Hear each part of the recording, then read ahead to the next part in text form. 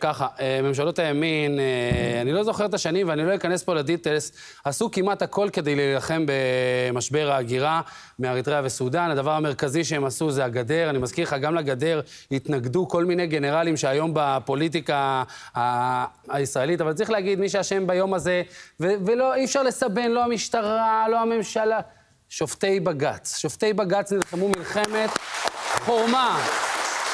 חורמה בנושא גירוש המסתננים, והממשלה ניסתה כל כך הרבה שיטות.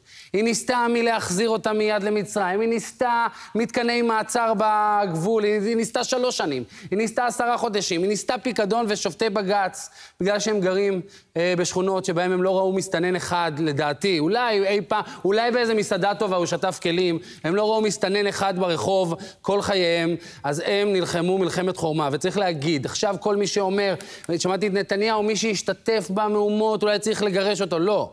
ממשלת ישראל צריכה לחזור לדוקטרינה שלה ולמאבק שלה, ולא להתייאש מהניסיונות של בג"ץ לחסום את זה, להטריף את בג"ץ בכמה שיותר חוקים שנועדו לעשות לאנשים את המוות. ועוד דבר, לא להפוך את זה למתנגדי משטר מול תומכי משטר. אוקיי? כי אם אתה תתחיל להגיד שרק תומכי משטר מגרשים מפה, אתה תיתן אישור לכל מי שהוא שם חולצה של מתנגד משטר להישאר פה. ממשלות הימין עשו דברים טובים, הגיע הזמן להמשיך עם זה, לא לעזוב. אני רוצה להגיד לך משהו, תראה.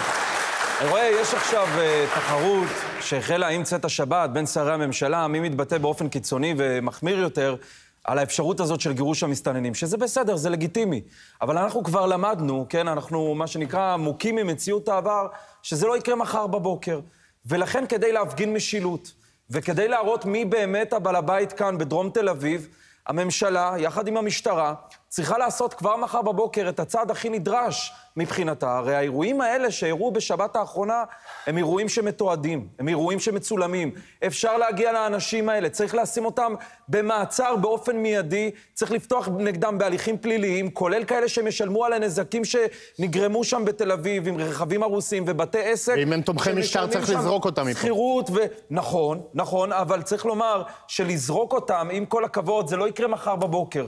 ואת הצעדים האלה נגד אותם מתפרעים אפשר לעשות כבר מחר בבוקר. אני בכלל לא מבין מה זה האירוע שכל מיני עבריינים, מסתננים עבריינים, שלא יודע מה, רצח, אנס, שדד, גנב, שהם נשארים בארץ. לא הבנתי, הם משלמים, נכנסים לכלא או במעצר, יוצאים והם נשארים פה. למה מדינת ישראל מרגישה איזושהי מחויבות להשאיר כאן את כל הוונדליסטים האלה, כן, שעכשיו התפרעו, יכולים לשלם את העונש שלהם עכשיו, ולגרש אותם מהארץ? מה, כאילו אנחנו משוגעים? במקום זה בודקים את השוטרים.